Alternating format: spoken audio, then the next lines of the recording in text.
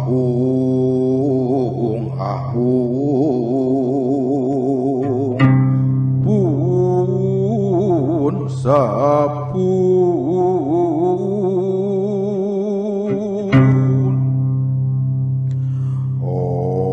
Ong munah singkari munah, munah lemah, munah langit.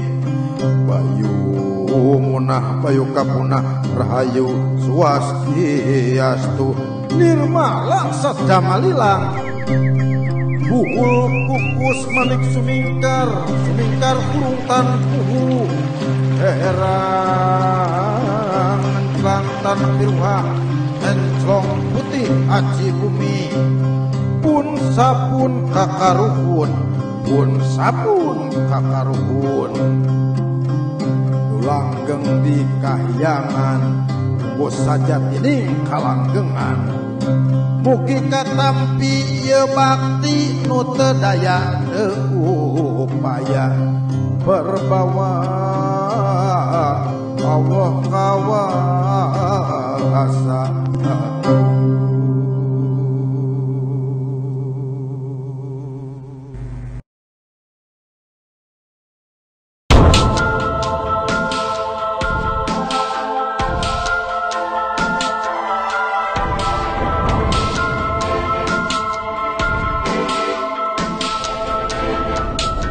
Tahun 130 Masehi, Kerajaan Salakanagara telah berdiri di pesisir Pandeglang sebagai kerajaan pertama di Nusantara yang diperintah oleh Raja pertama, Dewa Warman I. Sesungguhnya Salakanagara adalah pemula penting dari mata rantai lahirnya Kerajaan Tarumanagara yang didirikan oleh Raja Diraja Guru Jaya Singawarman pada tahun 358 Masehi. Sedangkan Jaya Singawarman tidak lain, dia adalah menantu Dewa Warman VII, Raja Salakanagara. Raja Jaya Singawarman memilih ibu kota kerajaan Tarumanegara terletak di daerah Bekasi.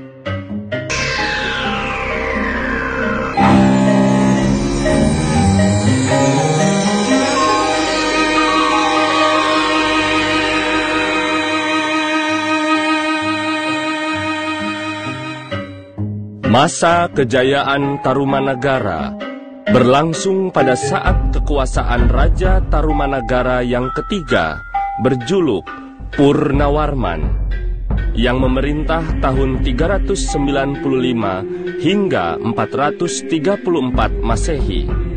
Ia membangun ibu kota kerajaan baru yang berlokasi dekat pantai dan dinamainya ibu kota tersebut dengan nama Sundapura.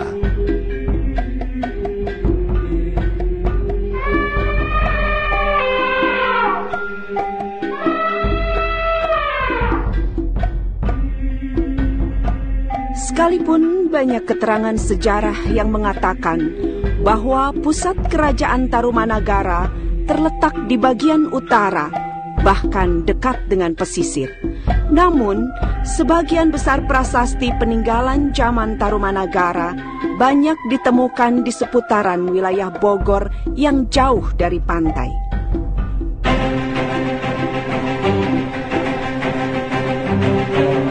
Prasasti-prasasti tersebut yaitu Prasasti Ciaruten, Prasasti Kebon Kopi atau Prasasti Talapak Gajah, Prasasti Jambu. Hal ini menandakan bahwa wilayah Bogor sejak zaman dulu memiliki kedudukan yang sangat penting dalam perkembangan sejarah masa silam, yang kini menjadi bagian penting dalam catatan sejarah nasional.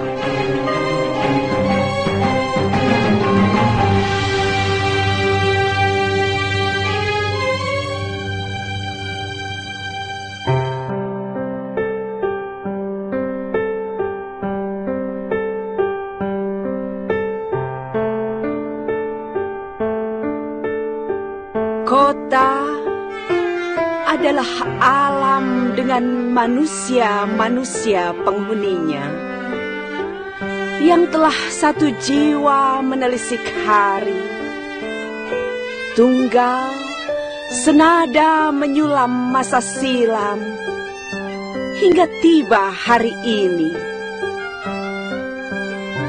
Kota Bogor, kota hujan, kota pujaan.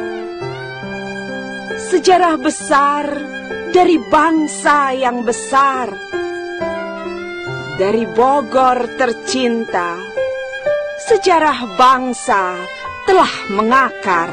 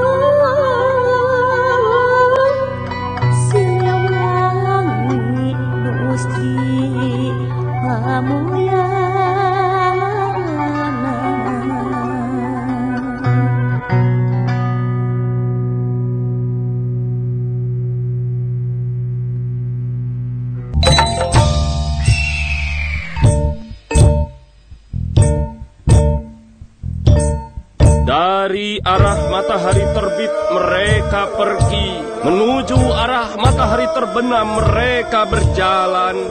Itulah rombongan agung sang penguasa Dikjaya Sri Ratu Jayadewata. Dia adalah penguasa Galuh bergelar Prabu Guru Dewata Prana. Bergerak tandu kencana, beratap cemara gading, bertiang emas, bernama lingkaran langit, berpuncak permata mirah, ditahtakan pada watang yang bercungap. Barisan kebesaran, bergerak serempak ke Pakuan pusat negeri kerajaan Sunda.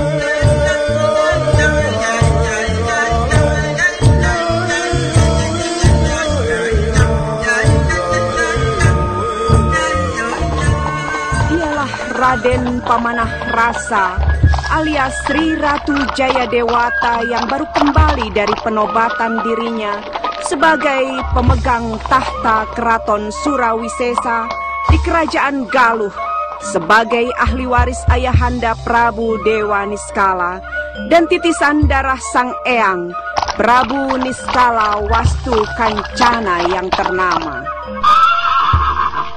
Sang Raja Galuh tiba ke Pakuan bukanlah tanpa alasan, tapi dia akan menerima tahta singgasana Sriman Sri Wacana dan dinobatkan sebagai penguasa kerajaan Sunda.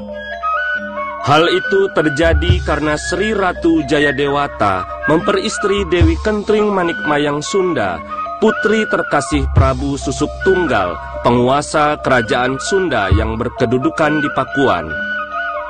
Peristiwa acara penobatan Prabu Siliwangi sebagai penguasa kerajaan Pakuan Pajajaran terjadi pada tahun 1404 Saka atau tanggal 3 Juni tahun 1482 Masehi.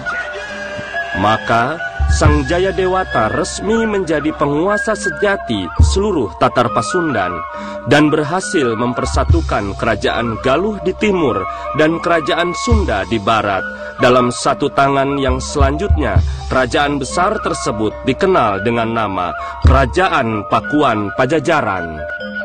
Berbahagialah seluruh warga, karena dengan hal itu Tatar Sunda akan terhindar dari perselisihan dan perang saudara. Dan itu terjadi berkat kebesaran Sri Ratu Jayadewata yang telah berjuluk gelar Sri Baduga Maharaja Ratu Haji Pakuan Pajajaran Sri Ratu Dewata, atau yang lebih dikenal dengan julukan agung Prabu Siliwangi. Di tangan Prabu Siliwangi, Pajajaran menjadi negeri dikjaya dengan raja adil bijaksana. Maka rakyat pun aman dan sejahtera. Dayeuh Pakuan menjadi kota impian di masa silam, dengan warga kota mencapai hampir 50.000 orang, menjadikan Pakuan sebagai kota terpadat kedua setelah Demak dibanding dengan kota-kota lain di Nusantara.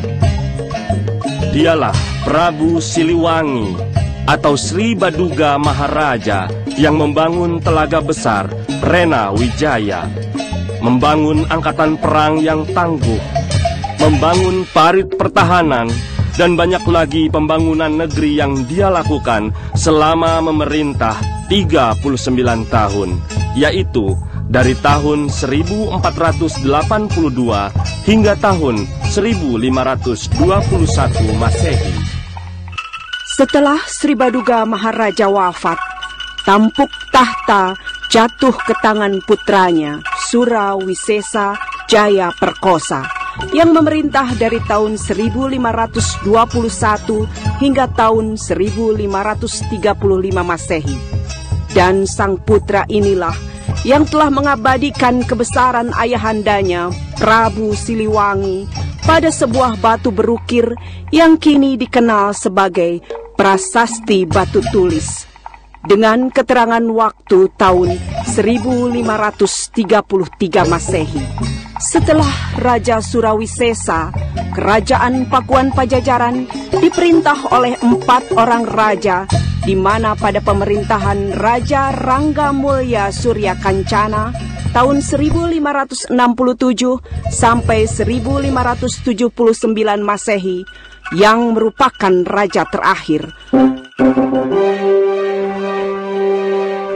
Pakuan Pajajaran sirna ing bumi, runtuh karena serbuan laskar kerajaan Banten yang diperintah oleh Panembahan Maulana Yusuf.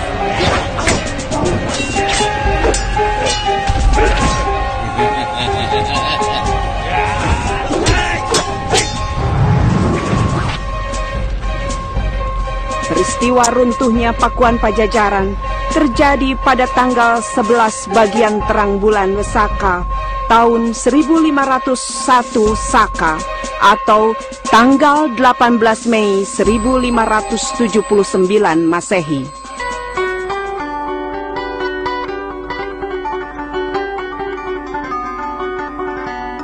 Hutan belantara yang ada di lembah kaki Gunung Salak adalah hutan keramat.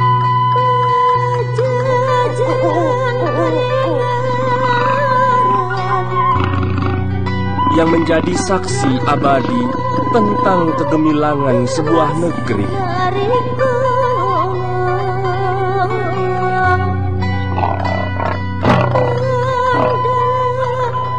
Binatang liar dan belukar memendam geram. Geram mengenang kebanggaan masa silam.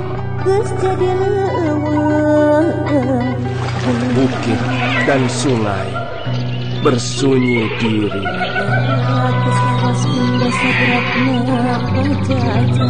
Diam bersaksi sejuta arti. Pakuan cemerlang kini telah sirna, hilang tanpa bekas setapak jua, berganti jadi rimba belantara. Hutan keramat berjuta duga.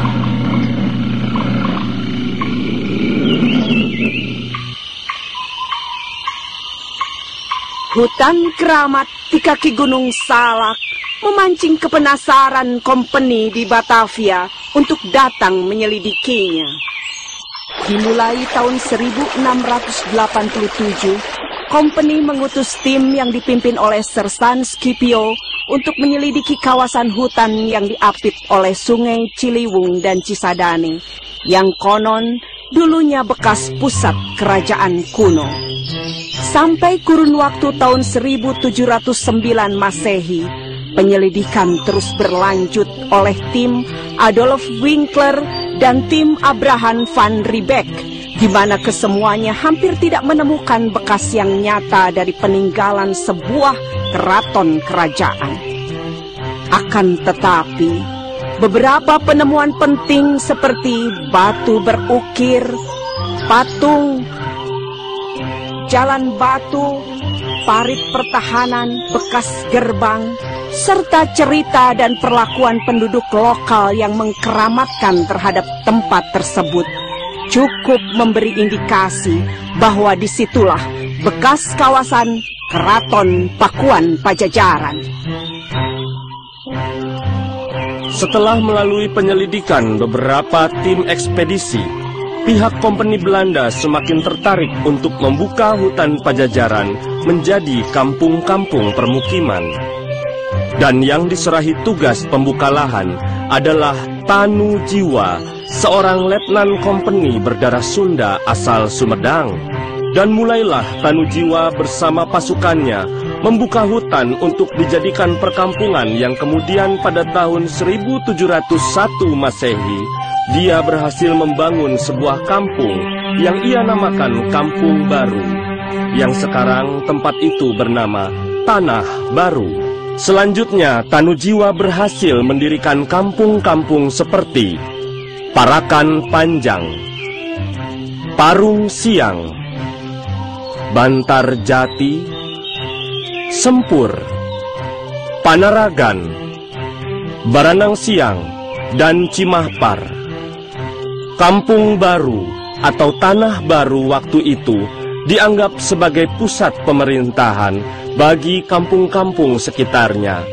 Bahkan di kemudian hari, Kampung Baru atau Tanah Baru sekarang adalah cikal bakal ibu kota Kabupaten Bogor.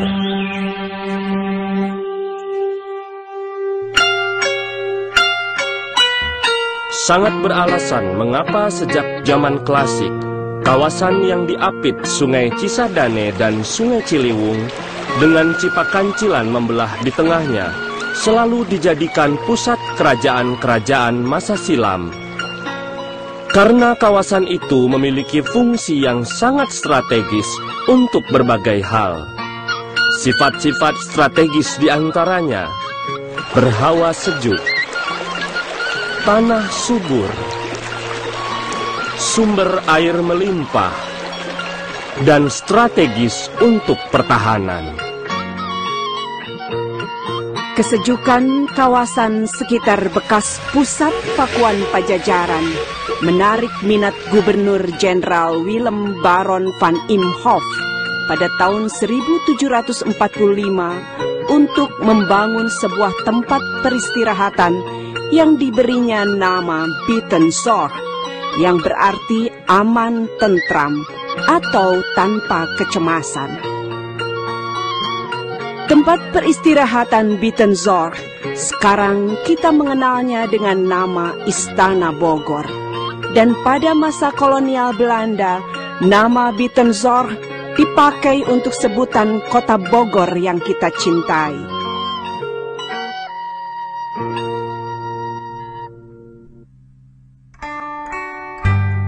Apabila terdengar nama Pajajaran, ada angan melayang dalam kenangan. Dan apabila terngiang nama Siliwangi, ada yang bergetar pada nadi dan mata hati. Pajajaran dan Siliwangi, dua nama, satu hakiki. Pakuan kegemilangan masa silam, pakuan bersinar hangat di lubuk hati yang paling dalam. Pakuan adalah Bogor. Bogor adalah Pakuan. Mari kita tanamkan di lubuk kalbu. Bogor, Pakuan, dua nama adalah satu. Tanggal 3 Juni tahun 1482 Masehi adalah peristiwa penobatan agung Sang Siliwangi. Kini terpatri dengan lestari, Bogor tercinta berhari jadi. Kejayaan Pakuan takkan kembali, tapi semangatnya mari kita hidupkan lagi.